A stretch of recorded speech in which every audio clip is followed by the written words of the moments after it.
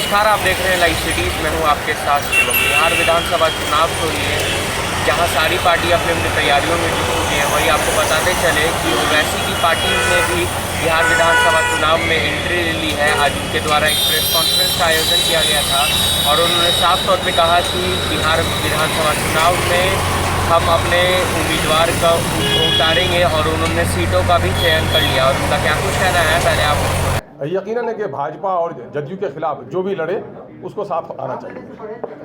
नहीं, परहेज का मसला नहीं है। मामला है कि हमारा सबसे पहला टारगेट है जदयू भाजपा की सरकार को उखाड़ फेंका जाए। उसके लिए जो भी लोग आए साथ में आना चाहिए। तो इसके लिए आज अजीम इत्तेहाद के साथ आप लोग जाएंगे क्या? आरजेडी के साथ और महागठबंधन? भाई हम लोगों ने तो दरवाज़ा अपना खुला रखा है, दिल भी खुला रखा है। हम लोगों ने साफ कह दिया है ना। ये अब उन बड़ी पार्टियों की जिम्मेदारी होती है वो किसको किसको साथ लेते हैं। चूँकि मामला ये है कि जो लोग अपने आप को आज महागठबंधन की बात करते हैं वो भी दलितों की अक़लियतों के मसाइल की पूरी लड़ाई नहीं लड़ पाते हैं, बल्कि कहीं न कहीं एनडीए वगैरह जो नाइंसाफ़ी करती है उसका कहीं न कहीं हिस्सेदार बन जाते हैं, कहीं कहीं मुँह चुप्पी साध लेते हैं। इसलिए वो लड़ाई धारदार जब तक नहीं हो सकती है जब तक कि उस समुदाय के लोगों की शमूलियत उसमें नहीं हो। आज वहाँ पर सन ऑफ मल्लाह की जगह है, वहाँ पर कोयरी और कुर्मी के नाम पर लोग जगह देने का काम कर रहे हैं, लेकिन बिहार की 17% अक़लियतों की एक बड़ी पार्टी बनकर आई है MIM। अभी तक उसको साथ में नहीं लिया जाना अब उसके नीयतों का मसला है, हम तो उसकी बात नहीं कर सकते। ऐसी योजना है जिसमें ओवैसी कोई वर्चुअल रैली करेंगे बिहार में? हाँ, यकीनन जाहिर है कि इलेक्शन कमीशन का जो गाइडलाइन होगा उसका अनुपालन करना तो सबकी जिम्मेदारी होगी। जैसे अवसर मिलेंगे हमको प्रचार प्रसार के, हम अपने जो हमारे पास साधन होगा उसके मुताबिक हम वो काम करेंगे। बिहार की जनता का बार बार वोट लिया है, जबकि केंद्र और राज्य में एनडीए की सरकार है, फिर भी विशेष राज्य का दर्जा न दिलवा पाना बिहार की जनता के साथ बड़ा धोखा करने का काम नीतीश कुमार ने किया है, जिसका जवाब आगामी विधानसभा चुनाव में बिहार की जनता अपने वोट के इस्तेमाल के ज़रिए से देगी। जिन क्षेत्रों को हमने चिन्हित किया है वह है कोचाधामन, किशनगंज विधानसभा क्षेत्र, बहादुरगंज विधानसभा क्षेत्र, ठाकुरगंज, कस्बा, अररिया, नरपतगंज, छातापुर, प्राणपुर, जाले, दरभंगा शहरी क्षेत्र, सुगौली, भागलपुर, गया, पूर्णिया, धमदाहा, पीरो, मनिहारी। हम लोगों ने 32 सीटों की सूची पहले जारी की है, ये 18 सीटों की सूची आज जारी कर रहे हैं।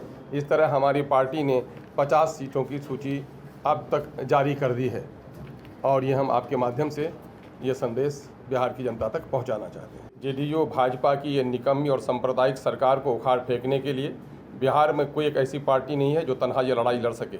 उसके लिए गठबंधन ज़रूरी है। गठबंधन के लिए हम पहल करते रहे हैं।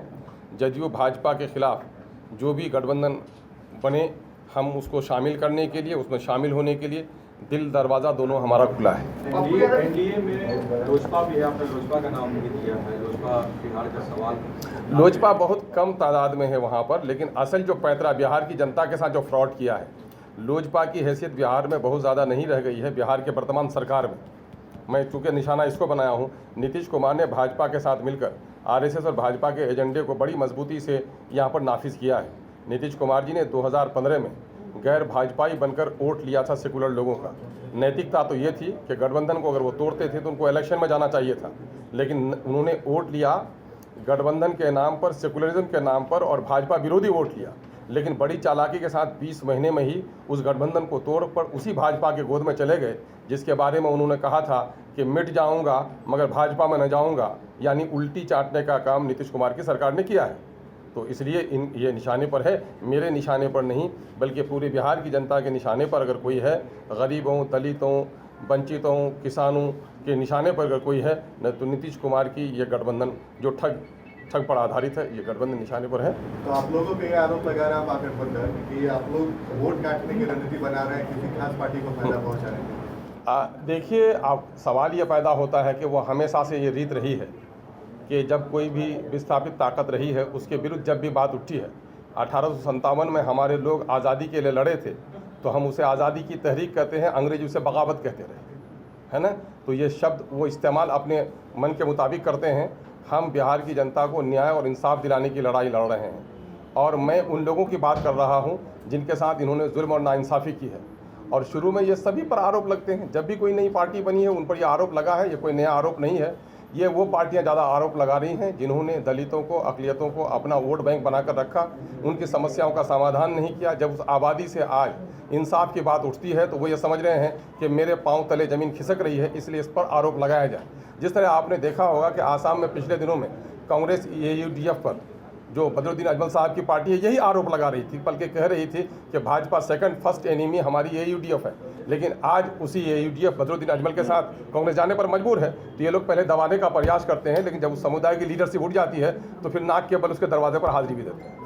तो आपने सुना, उनका साफ तौर पे कहना है कि इस बार JDU और BJP की सरकार को बिहार से ख़त्म करना है। और हमने उनसे जब बात की कि आप महागठबंधन में जा सकते हैं तो उनका साफ तौर पे कहना था कि हमारी बात चल रही है, अगर बात हो जाती है तो हम जरूर उसके साथ मिलकर चुनाव लड़ेंगे, नहीं तो बिहार में हम अकेले चुनाव लड़ेंगे। बहरहाल बने रहे हमारे साथ। अगर आपने हमारे चैनल को सब्सक्राइब नहीं किया तो जल्द से जल्द सब्सक्राइब कर लें। धन्यवाद।